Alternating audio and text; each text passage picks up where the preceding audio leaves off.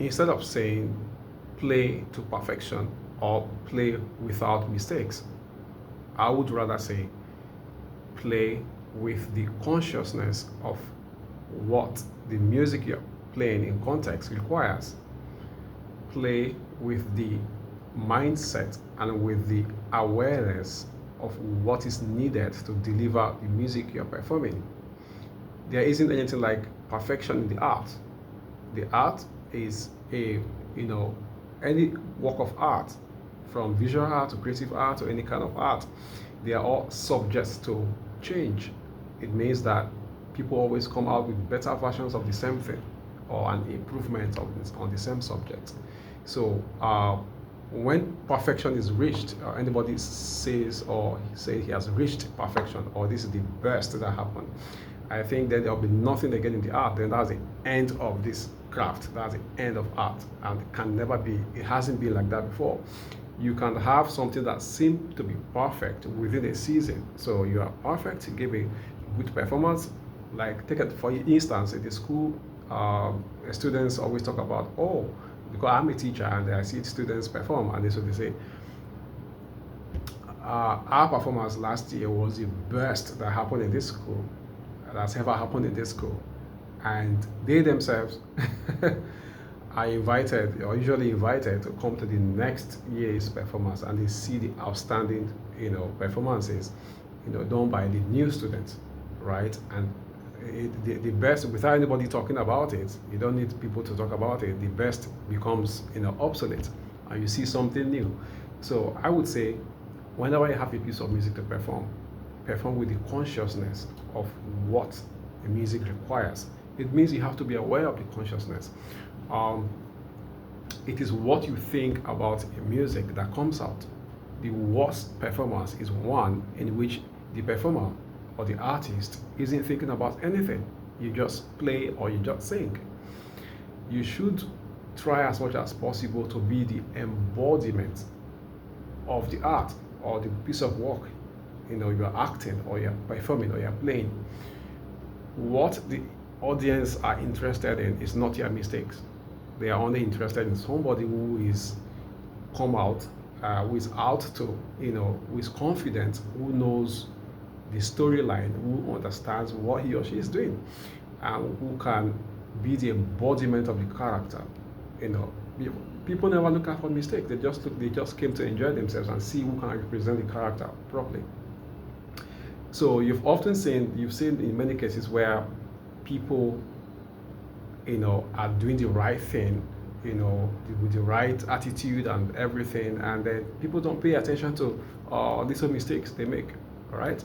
So mistakes would always be there, and do not assume that people who perform, or those big artists, do not make mistakes. They do make mistakes. I watch some behind the scenes of Luciano Pavarotti, the popular, singer in blessed memory.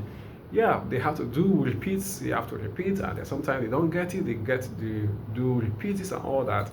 Many people think that what is done on the internet, or what the internet, sends to you, are actually, a work of perfection. There's no mistakes, and there has been no mistakes. No, people try to show you the best part of it. There's nothing wrong with that.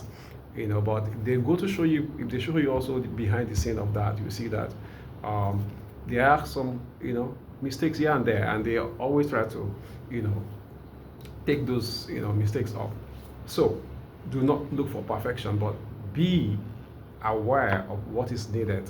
If you're aware of what is needed, or the totality of what is needed for what you're doing, then you would decide whether you should slow down, or you should play fast, or you should practice more. The consciousness, your attitude in practice also depends on what the piece entails. If all you see, I once made a quote that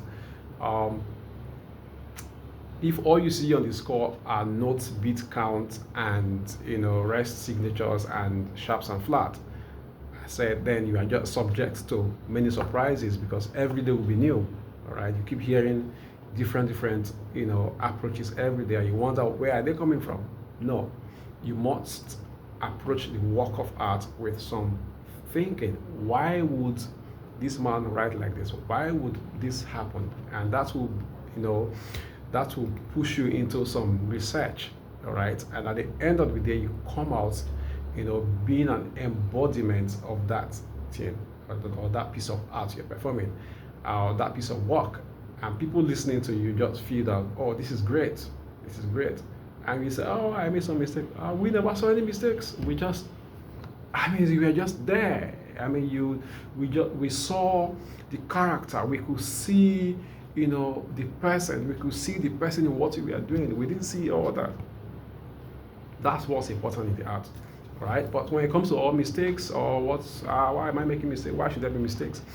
Yeah, you can reduce that by being aware, right? So if you didn't know what something takes, then you do it casually, and you would not be able to prepare properly. So I would not say perform or play without mistakes. I would say again, play with the consciousness of of the things that are required, on the subject, on the piece or work of art you are delivering. That's what it is. Everybody in the world try to be a character. In acting, people try to be a character. They don't try to be once a character.